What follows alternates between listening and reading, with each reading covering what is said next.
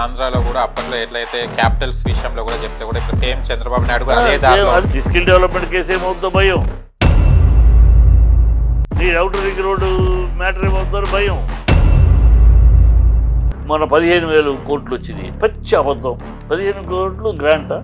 ఏపీలో మేము అసలు మా ఓట్లు ఎక్కడ పోయినాయి, మేము వేసింది జగన్ కే, కానీ ఈ ప్రభుత్వం వచ్చి ఇప్పుడు ఇది పరిపాలిస్తుందని. కానీ అరాచకం అనేది ఫస్ట్ టైం చూస్తున్నా. గెలిచిన వాళ్ళు అరాచకం. ప్రజలు జపం చేయండి. ఏంటిది రెడ్ బుక్ ఏంటి రెడ్ బుక్ అంటే మనం గెలిపించింది ఇందుక?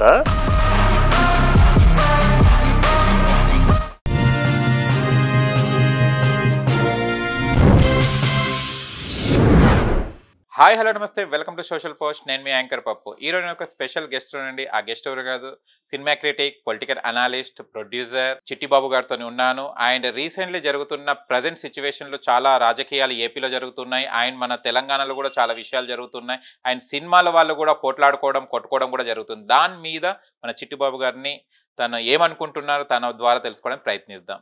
నమస్తే సార్. నమస్తే. ఆంధ్రాలో కూడా అప్పట్లో ఎట్లయితే క్యాపిటల్స్ విషయంలో కూడా చెప్తే కూడా ఇప్పుడు సేమ్ చంద్రబాబు నాయుడు కూడా అదే దారిలో దాకా అన్ని మాట్లాడాడు చంద్రబాబు. అది కాదు, ఒకటి అమరావతి. నిన్న మాట్లాడుతున్నాడు Amaravati capital, Vizag financial capital. ఇదేగా మొన్నటిదాకా ఉంది, ఇదేగా మొన్నటిదాకా జగన్ మాట్లాడింది. అది వైజాగ్ ఫైనాన్షియల్ క్యాపిటల్, రాజధాని అమరావతి, కర్నూలు జ్యుడిషియల్ క్యాపిటల్ అన్నాడు. అది కాదు, ఇవాళ నిన్నటిదాకా అది కాదని ఇవాళ అదే మాట చంద్రబాబు మాట్లాడతాడు. అంటే నోటికి నలవలేని నాటికని ఎటు పడితే అటు తిప్పుతారా, ఎటు పడితే అటు మాట్లాడతారా. మన 15,000 కోట్లు వచ్చింది, పచ్చి అబద్ధం. 15 కోట్లు గ్రాంటా? ఇంత పచ్చిగా అబద్ధం మాట్లాడతారా?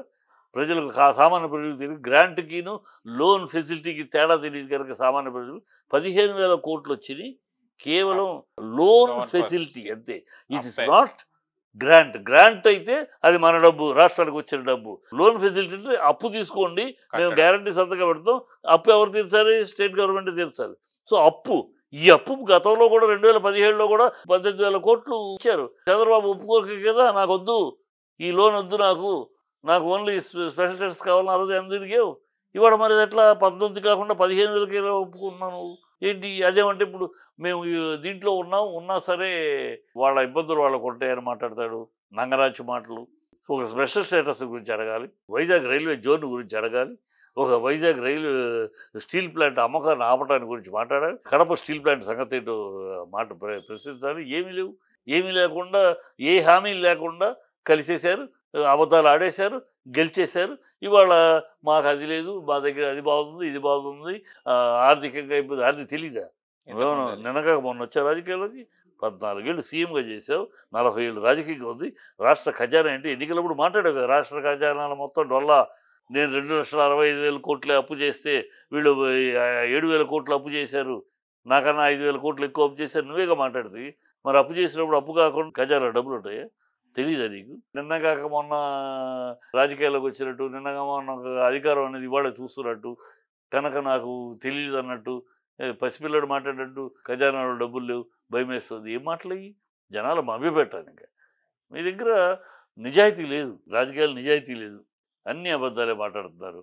ఒక్కటి ఇవాళ ఉన్న పరిస్థితిలో అతని చేతిలో ఉన్న ఒక ఆయుధం ఉంది, చంద్రబాబు చేతిలో ఒక ఆయుధం ఉంది.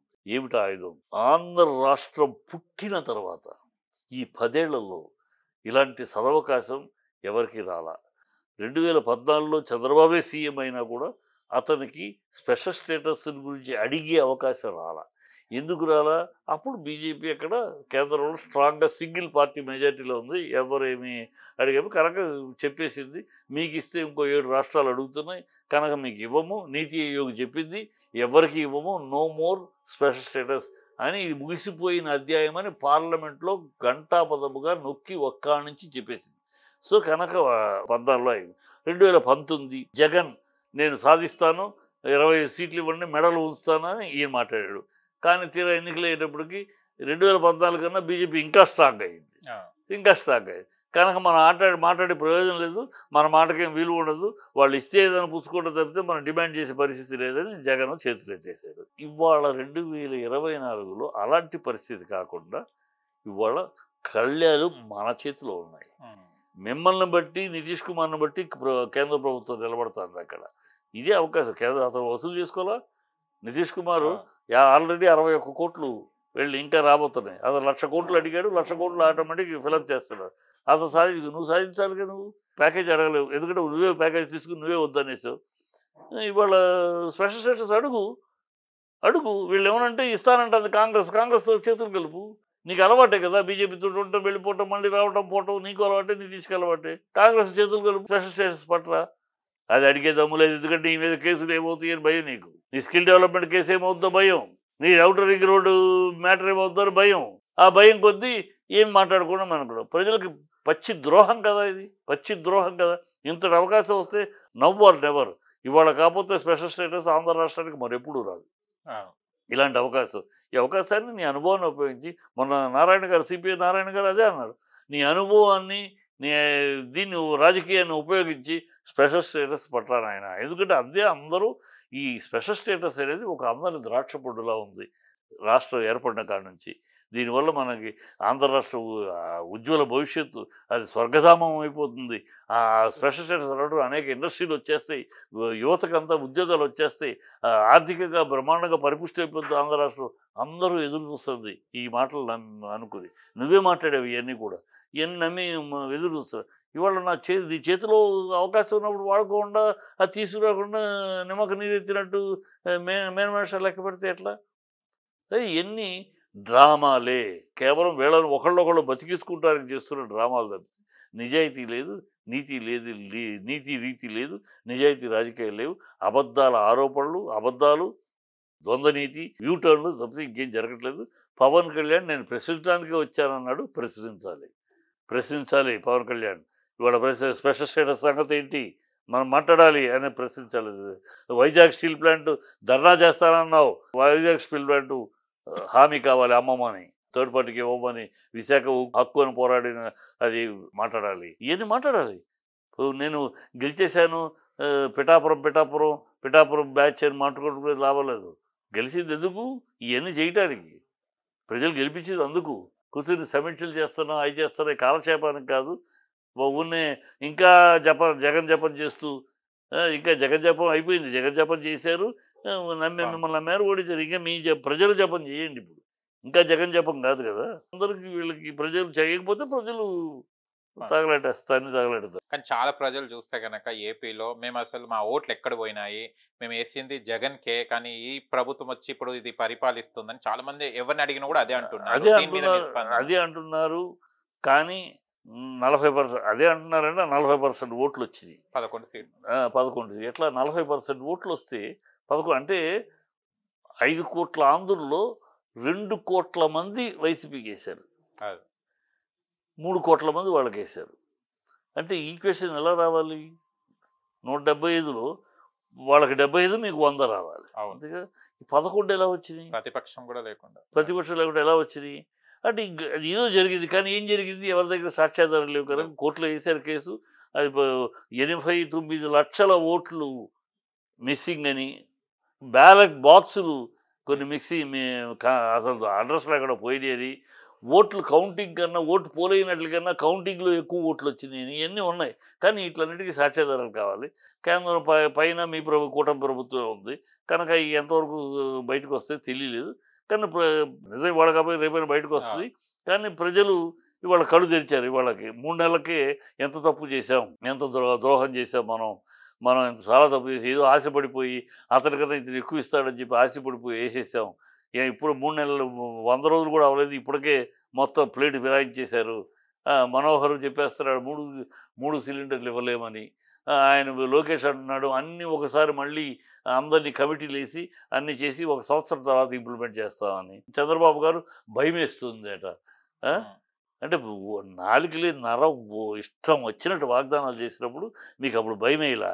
వాలంటీర్లు గోళీలు మోసేవాళ్ళు, అమ్మాయిల జ్ఞాపకు సహకరించిన వాళ్ళు అని వాగినప్పుడు మళ్ళీ అదే నోటితోటి వాలంటీర్లు మీరు రిజైన్ చేయద్దు, మీకు 10,000 ఇస్తారని మాట చెప్పినప్పుడు అప్పుడు మీకు భయం వేయలా. వీళ్ళు గత ప్రభుత్వం సత్యమాలు ఇస్తూ ఉంటే శ్రీలంక అయిపోతుంది అని వాగిన నోటితోటి అదే నోటితోటి అంతకన్నా ఎక్కువ ఇస్తాం మీరు అని అన్నప్పుడు మీకు భయం వేయలా. అప్పుడు శ్రీలంక అవదా? ఈ పిచ్చి పిచ్చి మాటలు నమ్మారు ప్రజలు. మీ కళ్ళబుల్లి మాటలు నమ్మారు. ఈ పవన్ కళ్యాణ్ ఏదో ఒక్కసారి నాకు అసెంబ్లీలోకి అడుగు పెట్టాలన్న దానికి అయ్యో పాపం జాలి పలిచారు. నాది ఆఖరి ఎలక్షన్ అని చంద్రబాబు అడగటంలో పాపం ఇన్నాళ్ళు ఉన్నాడుగా ఆఖరికి రిటైర్మెంట్ సీఎంగా రిటైర్ అవని అని ఇలాంటి జాలి పడిపోయినాయి. దాన్ని మీరు ఇన్ని అబద్ధాలతో క్రోడీకరించారు. ఈ అబద్ధాలు పటాపంచలు అవుతాయి తొందరలో ఖచ్చితంగా. ఇది దారుణం. ఎన్నికలు వస్తాయి, ఎవరో ఒకళ్ళు గెలుస్తారు, ఒకళ్ళు ఓడిపోతారు. అది సరదా. ఈ గెలుపోవటముల గురించి కాదు. పార్టీ గెలవచ్చు, ఇవాళ మీరు గెలవచ్చు, రేపు మీరు ఓడిపోవచ్చు, వాళ్ళు గెలవచ్చు, ఈ కాదు లెక్క. కానీ అరాచకం అనేది ఫస్ట్ టైం చూస్తున్నా.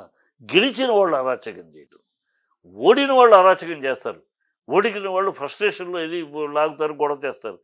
గెలిచిన వాళ్ళు అరాచకం ఏంటయ్యా బాబు? నేనేమనాలి? ఒళ్ళు బలుపు అనాలా? లేకపోతే మేము గెలిచాం, మమ్మల్ని ఏం పేగలరో చూస్తామని అహంకారం అనాలా? ఏమనాలి? ఒక పక్కేమో మేము కక్షా రాజకీయాలు చేయమంటారా, ఇంకో పక్క రెడ్ బుక్ అని ఆయన తోస్తూ ఉంటాడా? ఒక పక్కేమో కలెక్టర్ని ఆదేశిస్తాడా పవన్ కళ్యాణ్, ఇంకో పక్కేమో పార్లమెంట్ చెప్పిన దానికి నోరు మెదపడు.